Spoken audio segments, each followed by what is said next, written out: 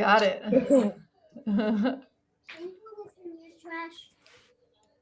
There we go. No, downstairs. Tell me when we should hit share screen over here. Okay, well, let's go ahead.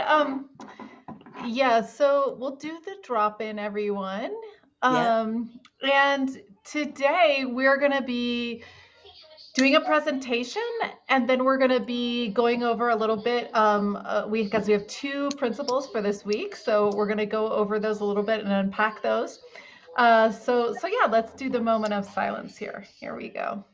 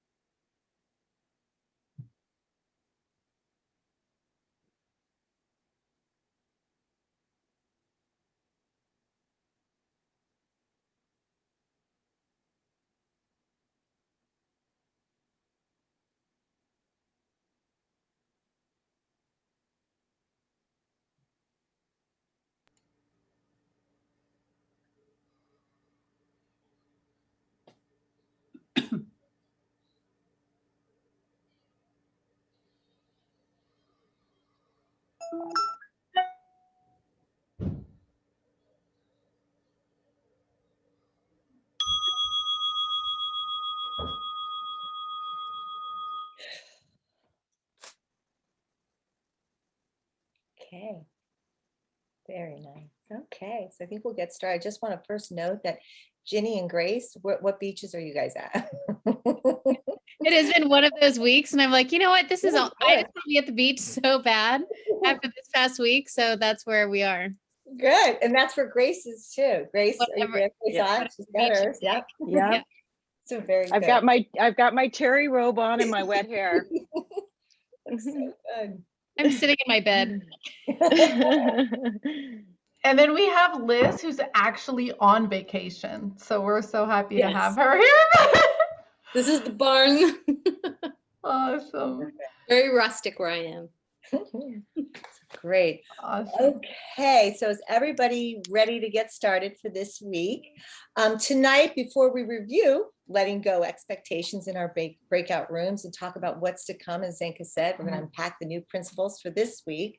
We wanted to take a few minutes to shine the light on one of our favorite discussions, which is our heart, getting to know our heart. Last week, we spent the first few minutes being together talking about the importance of body alignment and what we can do on a daily basis to keep our skeleton system in check, in alignment, and to prevent injury and pain so that we can live our best lives and show up for ourselves and everybody in our lives, out of pain. Dora talked to us 2 weeks ago about mindfulness and meditation and the importance of finding a mindfulness practice that we can bring into our lives every day to help us reduce stress, actually, and always feel like we can be connected to our breath. We're going to talk a little bit more about that too tonight. But as we talk about the heart, and I'm going to hold on a second here, we want to get to know our heart. And here we are. When we talk about the heart, we recognize the heart as the hardest working muscle in our body.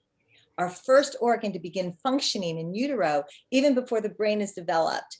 It weighs less than a pound, and it's only the size of our fist, and it has the strength and stamina to pump thousands of gallons of blood through thousands of miles of blood vessels every single day. But it's clear that our hearts are not just a pump.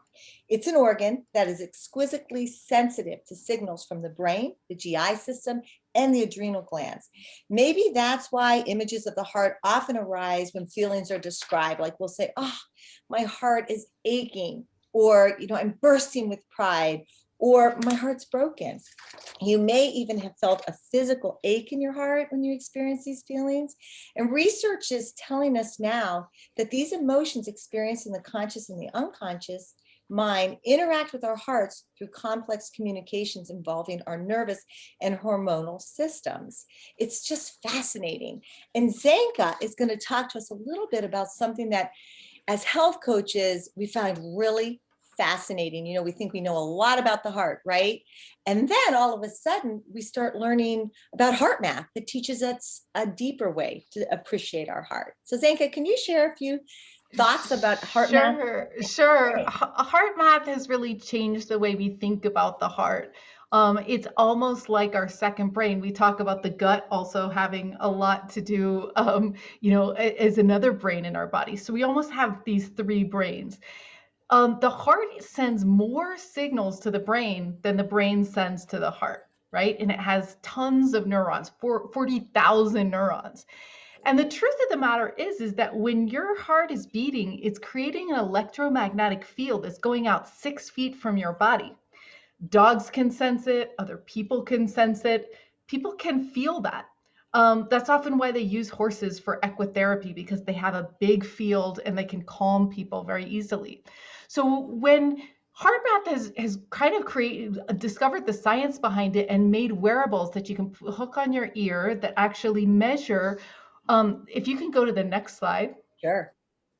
It measures when your heart and your brain are in linked in coherence, they call it.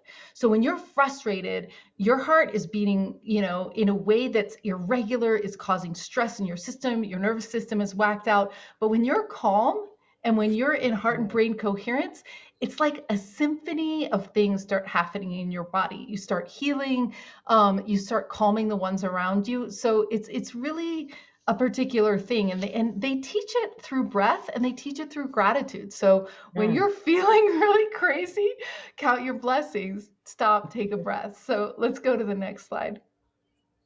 So as Trisha just mentioned, the heart has a long-term memory. The muscles have a long-term memory. So that's really interesting in terms of your emotional conditioning that you take into the world. So you have to be gentle on yourself.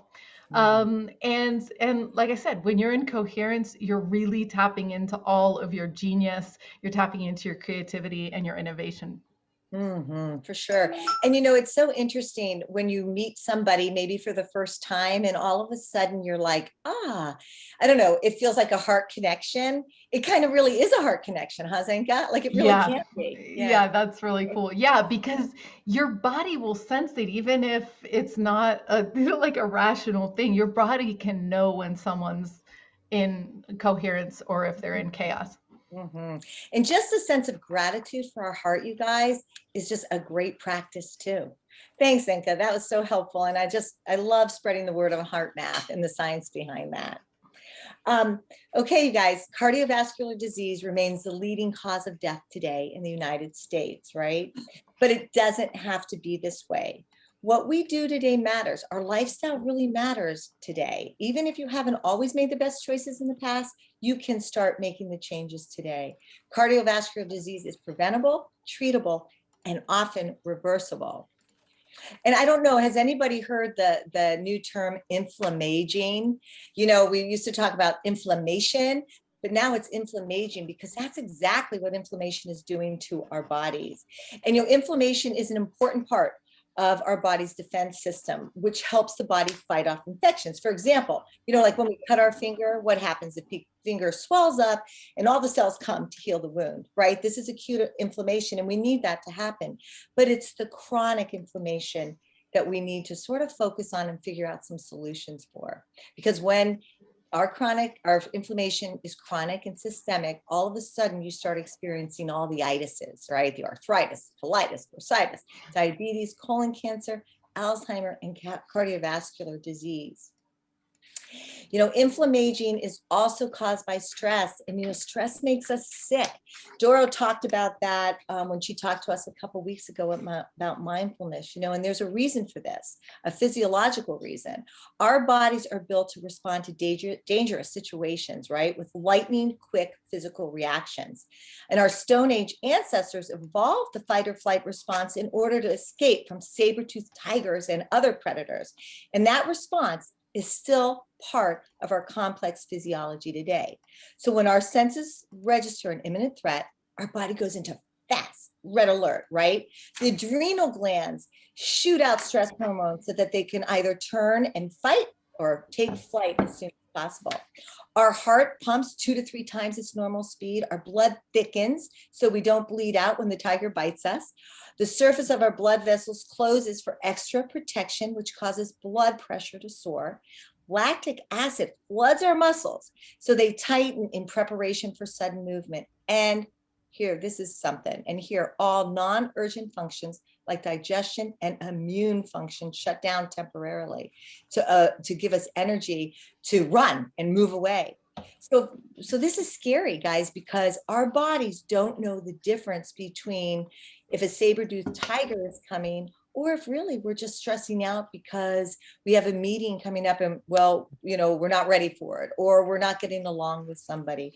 So all this stuff happens to our bodies. Sorry about that. All this stuff happens to our bodies. And really, it's something that we can control. And I think that that's why it's so, so important to find our breath as we do during these meetings. Zenka starts it with that and we end it with finding breath. Really explore mindfulness meditation and really, really start experiencing our co-mindfulness as an opportunity to turn off our stress. Nutrition obviously plays a huge part in inflammation and chronic inflammation. And we can make a choice. Depending on our food choices, you can either promote or ease inflammation. Food can act like water or like gas on a fire. Eating the right anti-inflammatory foods for just 1 month is enough for it to show significant changes in your body. That's huge. That's 30 days. And I don't know if many of you are aware of the blood draw that you can have your doctor take for you, but the C-reactive protein, CRP, and it's a general inflammatory marker. And I do encourage the folks that I work with as their health coach to get that marker because it does help us gauge where our body is as it comes to inflammation. So what do? We eat real food all the time. If man made it, you leave it. If nature made it, eat it. You cannot out-exercise a bad diet, nor can you outlive a bad diet. We learned that from Dr. Hyman when he joined us this year. For those of you that have been with us at the conference, he's just like, look, eat real foods. So it gets fun now because here we are, you know, what's real foods? Is it fun? Oh my gosh. Yeah, avocados. I don't know how many of you remember that we were all sort of against avocados, just like in the 80s, I guess, 90s, because we thought that it was full of fat, tons of calories. So we would go for a Cliff Bar because it had the same amount of calories, but, you know, geez, it didn't have as much fat. But what we know now is, guys, get your avocados and get your monosaturated fats in your diet because it just helps fight inflammation, which prevents heart disease. And, you know, Dora and I were brainstorming today on the ways that we eat avocado. And so I was saying to her, you know, one way I love to do it, you guys, is just cut the avocado in half, put an egg in there and bake it and let the egg sort of cook in the avocado, bring it out, throw some olive oil on it, some Himalaya salt, and it's delicious. Dora, we were saying salads, right, with arugula, avocado, Parmesan cheese, olive oil. It just steps everything up. And then I was telling Dora the Bliss Cup. Does anybody ever take their avocado, mix it up with date juice, so good, even a date if you want to, and cashew butter or any almond butter or nut butter of your choice, blend it up, put a little cacao in it, and it's unbelievable. We call it the Bliss Cup. And then Dora said, well, Dora, tell them what you said to me today about avocados. Is she there? I said, yeah, I'm here. I said, well, don't forget about, you know, good old guacamole. Exactly. And I thought, oh my God, I forgot about guacamole. Business of the avocado. Which is so, so good. And then nut butters. And we really wanted to highlight the nut butters because so often, again, people stay away from it because they thought it was fattening. But guys, big breaking news, nuts are so good for us. And in fact, we're encouraged to eat them. And I'm highlighting tonight the walnut because more than a decade of scientific evidence shows that incorporating walnuts in a healthy diet reduces the risk of heart disease by improving blood vessel elasticity and plaque accumulation. I'm just reading that from a paper. Walnuts have also been shown to aid in lowering LDL cholesterol and has lowered people's C-reactive protein, which I explained to you what that was. So guys, load up on your nut butters, load up on them. And a Brazil nuts, if you eat one Brazil nut a day, you get your selenium that you need for each day. And selenium is actually a powerful mineral that is essential for proper function of our body. And it plays a critical role in thyroid health, and also helps, it helps break down our breaks down food in our metabolism. So again, these are just like amazing foods that kind of are like medicine, better than medicine.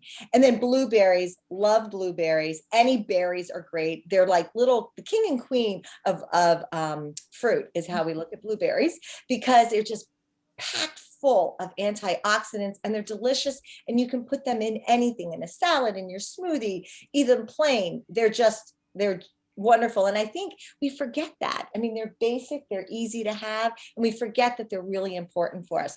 And then I wanted to just bring everybody's attention to cherry juice. If you haven't been hearing about the cherry juice, it's all the rage right now, especially if you're into working out, because they're saying now, and there's science to prove it, that if you want to build muscle, those that have been taking cherry juice for 6 months is seeing a 4% increase on muscle. And also cherry juice is high in melatonin. So again, it's a food that we can take to help us fall asleep. And so, all right, you're all thinking, okay, this is great, but it's expensive. All right, we're saying you don't have to break the bank on this. Let go of that expectation.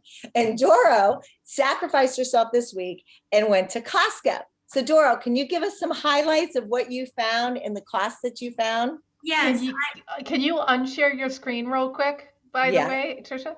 Okay, I'm trying to do that now. Okay. And by the way, I take that Brazil nut. You say food is medicine. I take it like a pill every day. For my thyroid. It's like, yeah, like, okay, So did you just know that? Yeah, it's just. No, it's I like, read it. Yeah, you did it. Yeah, it's like incredible. And Yeah. there's science to prove all of that. Yeah. So can Dora tell us about her trip? yeah, There sure. she is. So I had a really spectacular trip to Costco. And I learned so much, but do you realize that Costco sold over $4 billion worth of certified organics foods last year? And it's this mega retailer, who knew, was just very much into organics. In fact, they beat out Whole Foods. And also there are Costco owned organic farms to keep up with the demand. So, but let me show you some of the cool stuff I found at Costco. Trisha mentioned the nut butter. This 27 ounces of this mixed nut butter, which includes almonds, cashews, pumpkin seeds, chia seeds, and flax seeds, was just over $6. Okay. And it's super good. I've had it, and super good for heart health. And Dora, and it would normally be twice that, right? Twice that at possibly Whole Foods or other places. And right. Alducci's, it's actually 6 times 3. It's 3+ times. Yeah. More. One of the things I picked up was this organic turmeric, and this again was most everything at Costco I've discovered is $6 something. But this is, of course, anti-inflammatory, helps with all kinds of things, including arthritis and depression and things like that. But there are things you can make with it, like you can make a turmeric tea. You can slice and simmer it with ginger, cinnamon, cloves, honey, water, and make a delicious ginger tea. You can also use it in a marinade and mix it with yogurt and olive oil and ginger and lemon and cumin, etc., pepper and garlic, and put it on your chicken or marinate it on. And you can also use it for juicing with, in addition to ginger and whatever else you want to juice with it. And of course, way less cost than at other places. Trisha mentioned. Oh yeah, the tart cherries, man. This is a 4-pound bag of frozen, and I don't mean little cherries. I'm going to show you. They are just these very large, beautiful, sweet cherries. This bag was $10, and cherries, good source of vitamin C, and as Trisha mentioned, can help you sleep better. Mhm. So this is really great, and this is great if you feel like a piece of candy. You can just put a frozen cherry in your mouth, or I threw it in my oatmeal this morning. It was really good. Something else I found that I love was these dried gourmet mixed mushrooms, which last a whole year, and you can soak them and boil them and put them in any recipe, which I thought was really terrific.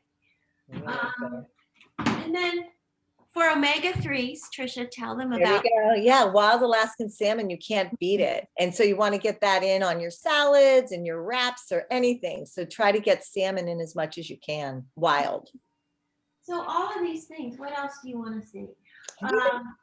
The dates, these dates. Medjool dates, they're so great. Those were the ones I was telling you about that you could soak, you guys, and then you use that in your you can make your own almond milk by getting almonds, a cup of almonds soaked and some dates, and put it in with 3 cups of water, and it's unbelievable almond milk. These are the good ones, the medjool dates, and it also helps with it reduces inflammation and also helps with hormone regulation, evidently. So that's cool. And then You're amazing. tell me when to stop, because I could go We forever. have time with one more, right, Zenka? One Yeah, more amazing yeah. food. One more. Okay. This is 3 quarts of Spanish extra virgin olive oil, the cold extracted kind. I mean, can you guess how much? It's huge. I can barely hold it. 25.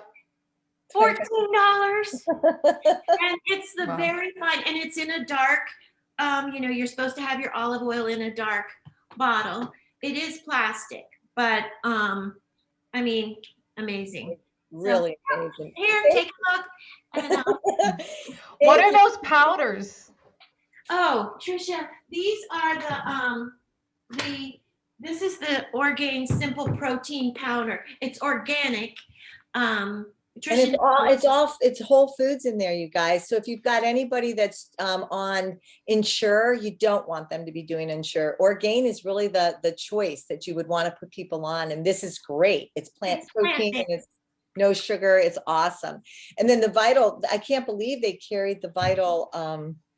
There you go, the Vital proteins too. And I imagine people that are doing collagen know this product, and it's really one of the highest rated products for collagen and for protein powder. So it's at Costco too, which really we were surprised at.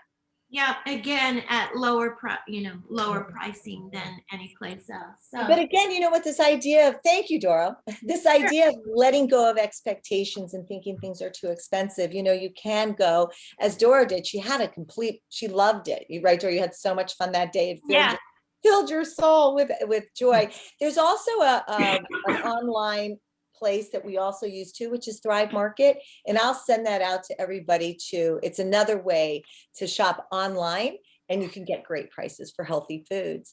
But with that, hopefully this little message of loving our hearts resonated with everybody. And now I think, Zenka, we're ready to kind of go into our work.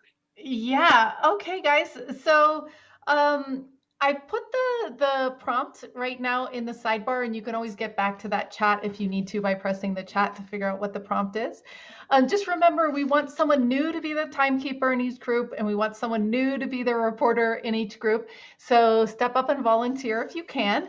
And then we'll be back after that, and we'll go over the big next week we're gonna have. So okay, here we go. Thanks.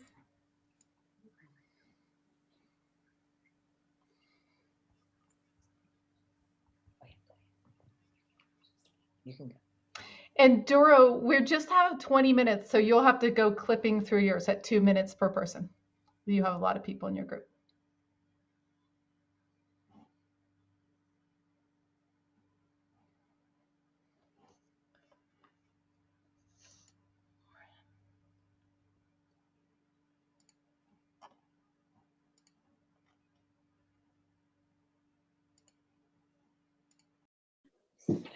If you can hear us. Yeah. It's very challenging with the technology. It is. It is.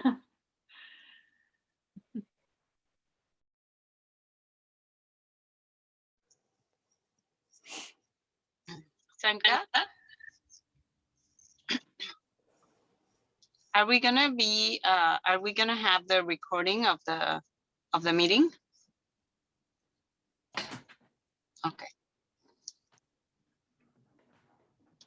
We can't hear you. Can't hear you again.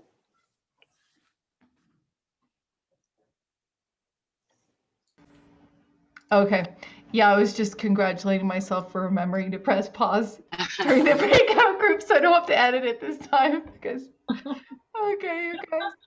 So, all right, we're gonna come back and do shares. And remember, we want to keep these really brief to just one or two big takeaways that you had that really you wanted to share with the rest of the group. So, Doro, who was the Transformers? Who was your reporter this week? Zaina. Zaina. Oh wait, you're muted. All right, that double mute always gets me. So just really quickly, I just wanted to share some key points and then some of the words that I heard that came out through our conversation. So some of the key things were that it's easy to hurt yourself through having really high expectations of others. So being mindful of that, it can be pretty difficult. It's also important to let go of self-expectations. So we have high expectations of oneself. I know we're focusing on our partners and those around us in our environment, but it's also really important to think about ways that you can let go of your own self-expectations. And also we noticed, and some of the other groups might also notice this as well, that the themes from the previous weeks are continuing to create a thread through all of these other topics that we're talking on. And that really has brought us to a point of working with intention, working with attention and thoughtfulness when communicating with those around us and with our loved ones. So really what bubbled up is a new awareness amongst us in our group that I'm looking forward to seeing as we continue along. Cool. Trisha, who in your team? With our yes, the crew. The crew, our Co-Mindfulness crew is Vivian. We're gonna hear from Awesome, Vivian. Hi, everybody. Oh, can you see me? Oh, that would help. Okay, sorry. Okay. A lot of pressure because it was a lot of really great discussions to try to summarize it for the group. But it was just a lot of really good conversation, a lot of reflection. It's really really to kind of echo the point about letting go. Trying to understand sort of, what's the expectations that we have for ourselves, what's the expectations that we have for others. One I think one expression that was really, I think, resonated was, came up was, good enough. Am I good enough? Are the people in my lives good enough? How do we do that? Even when our expectations are different, how do we, merge that two together and come together and try to either lower one, raise one, or come to a happy place where we both can, sort of coexist. But also the ability to kind of really shift your mind and what your with the story that you're telling yourselves. So rather than, looking at if someone's expectations of us are maybe what we perceive as too harsh or, somewhat critical, how do we tell the story differently in our mind? So it's really from a place of love that this person might be, expressing some what's perceived as, less than kind terms or some opportunities for us to improve. And I thought that was also interesting. We talked about that today's Ash Wednesday, so it's this sort of an opportunity to be kind of reflective and then spiritual component and religious component, depending on what you believe in and what your source of religion is. So that was kind of a nice reflective moment. And I think it's really just around the whole acceptance piece too, being able to accept others and accept ourselves. Awesome. So I was the reporter. I got to be the reporter for my group today, the Transformational Titans, and we had no choice but to let go of expectations in our group. Like, it was like a very hard week. We got people, two of the closest members of our group had their partners in the hospital. One had a vacation that wasn't exactly the way that they had thought it would go. So it's like life was just like slamming the door at me, like, this is not only is this not to your expectations, this is not what you even imagined could happen. And it really changed almost everything in their lives. And so that's such an interesting thing, because then you're really left going, wow. And we talked about how, like, when you step out of all that, because you have to step out of all of that because all the balls have dropped, like how you can, really think about, what is this asking me to, like, how is this asking me to be present in this moment? Like, I just get to see what evolves. So you get into that new point of view. And then the only other comment I would say is that we all had these layers of expectations that were coming up. Like Xenia said, it's expectations from our parents, expectations of ourselves. We had laid back husbands that had no expectations, but then our expectations of ourselves were complicating the whole thing. So I guess it's like a multi-layered thing that we have to get to, of letting go. And Liz, sorry, I jumped the order there. The Mavericks, come on in, man. We have Brenna sharing from our group. Awesome, Brenna, welcome. Hi, guys. Hello. So our group, it was kind of we all interpreted this principle a little differently, but I think at the root of it was that all of us were balancing letting go of expectations that we had for ourselves, for our loved ones, but also recognizing that a lot of these expectations, especially if they were for us, it's often made up, thinking we're taking in all these pieces of advice and criticisms and thinking about how we should act in our day-to-day lives and make decisions. And so all of us, really struggled with this principle of just trying to let go of everything and really think clearly and stay focused. Awesome. So like we said, this week, we're going to be doing two principles. So it's committing to the truth and breathing to avoid reacting.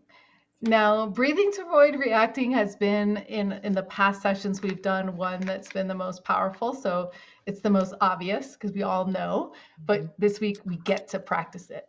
Like, I want you at least 3 times to stop and breathe and then remember, write that in your logbook.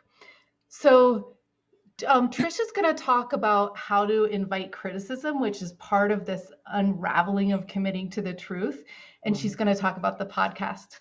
So Trisha, do you want to just give us some pointers on that part? Sure, on inviting criticism. So in first view, you're like, no, I don't really want any criticism, but the idea is that you're in a trusted relationship with someone that you're doing your co-mindfulness work with, or you want to be going forward. So how does honest conversation happen without what we term criticism, right? So that's what this week's going to be about. How do we invite that? How do we use the words to say, please let me know how my actions made you feel.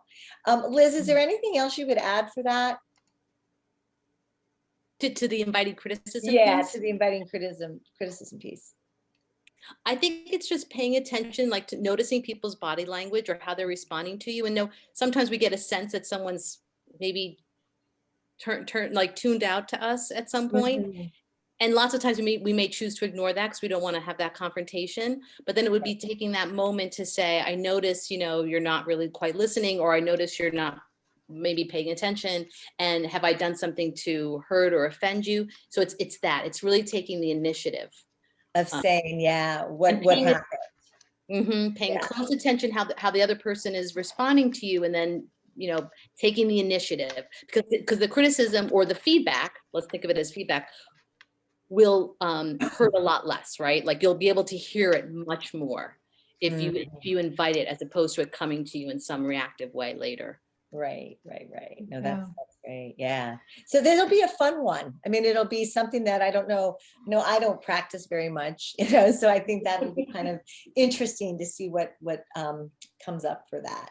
My son is so excited for this week. He's like, oh yeah. Doro, do you want to say a little something about the breath? And then Liz is going to talk a little bit more about committing to the truth and how we sometimes, stay silent without saying something even. So Well, we just know that breathing techniques really are the perfect antidote to stress. And 2 weeks ago, I think I mentioned the Andrew Weil. I think we practiced it, the 4-7-8. So if you want, we can do a couple of rounds of that.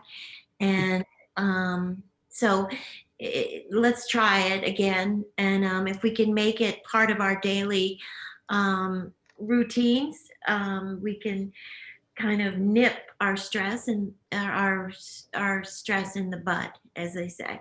So why don't we just first exhale completely through your mouth, and I'll count it out for us. Breathe in for a count of 4. Hold for a count of 7. And exhale completely through your mouth for a count of 8. Start again. Breathe in. 3, 4. Hold. 2, 3, 4, 5, 6, 7. Exhale. 5, 6, 7, 8. And one more time. Let's breathe in for a count of 4, 2, 3, 4. Hold for a count of 7, 2, 3, 4, 5, 6, 7. Exhale for a count of 8, 3, 4. Just notice if that helps calm you down, helps relax you. And you can do it a series of 3 or 4 at different times in the day. I think that's helpful. And this week's meditation, which I invite you to join us if you can, and if not, it's on our Health Gig podcast every Monday. This week it's the wisdom and joy of just being. So that's the title of it. So it's 8 o'clock on Sundays. awesome.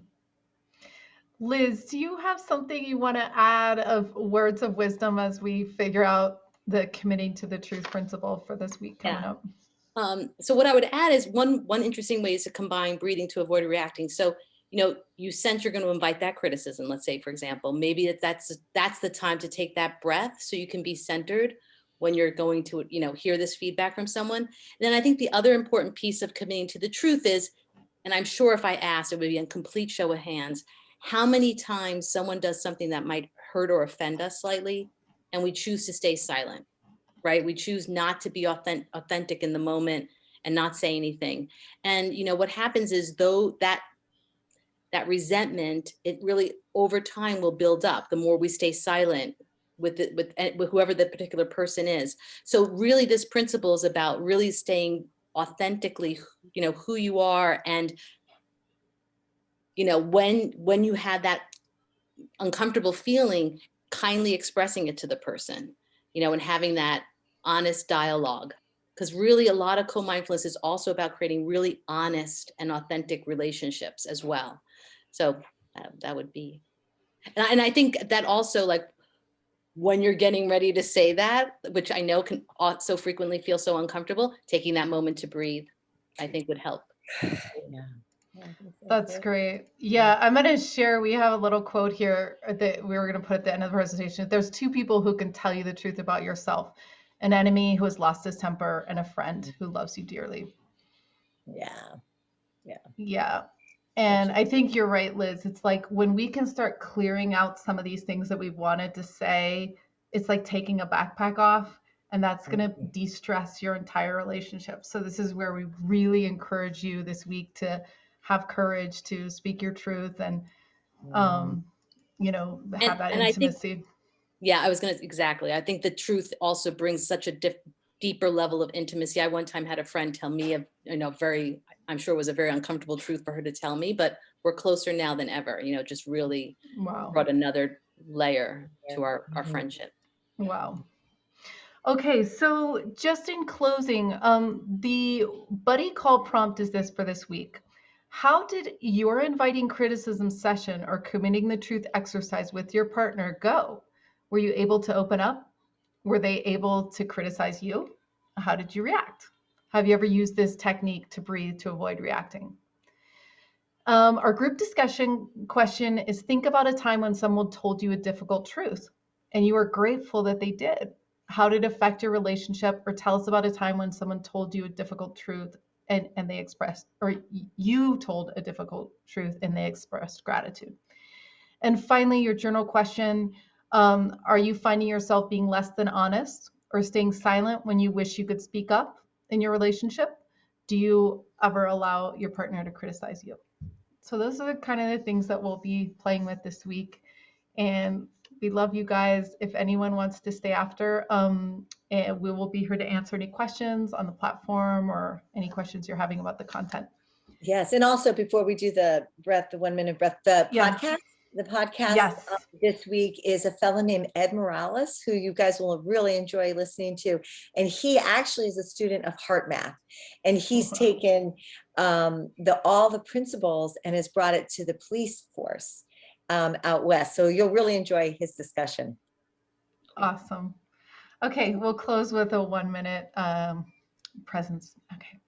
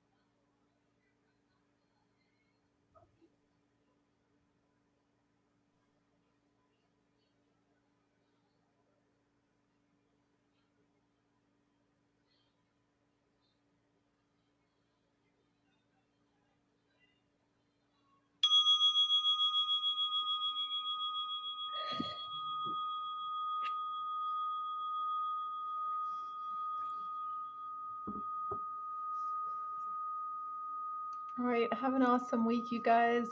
Thanks so much. Bye, guys. Thank you. Bye. Thank you. Thank you. Everybody. Thank you. Thank you. Bye. Thank you. Thank you guys. Bye. Liz, why don't you head off to your vacation and we'll Oh, manage thank any you. questions. Yes. Thanks Okay, for great. joining Thanks, in. Liz. Thanks, guys. Bye-bye. Bye. All right. Alexander, why don't you go first because you're on the go. We'll send a note out to Kristen again. I'm sorry to hear is she in the hospital right now? Yes, she went to check, on her blood test, but she's in the hospital. It has been so difficult, but great. I mean, we're grateful that she's okay. She's gonna be fine, but yeah. Okay. Oh, I'm so sorry. When did she go to the hospital? Because she had COVID. Yeah. And then after that, she got a little bit of a complication. So she went to the hospital in Dallas. And then she was out of the hospital. Then she flew back to California. And just 2 days ago, she started to have a very high fever. So she went in and she still have pneumonia and apparently something else. So they are checking her out. Mm-hmm. Okay. Wow. We will Yeah. certainly keep her in our thoughts and our prayers. Wow. Thank you. Yeah, she'll appreciate that. Thank you so much. Tons of love. Yeah, and I love the session today. I think she's going to be super excited about the nutrition things that you shared. And thank you, Doro, for all those recommendations at Costco. You got me inspired. I'm going to go tomorrow morning. Cool. it's so cool because it's like we demand what's like the consumer demands. Like it's like we want real food and whole food, and then they give it to us. It's like, why are we complaining all the time? Do we just have to ask? Not only Exactly. that, they make farms. Now they're having to farm That's their own. great. I didn't know that. That's I didn't great. know either. That's Yeah. great. That's great. Really good. Good. Well, So yeah, she's gonna enjoy the recording. So thank you. Good. Well, tell her we said hello and we miss her. Yes, give her a love. Of course, and I appreciate all of you. It's so beautiful what you have created. Oh, well, thank you. And thanks for being part of it. It really means a Really, lot. congratulations. Well, thank you for making us part of. So very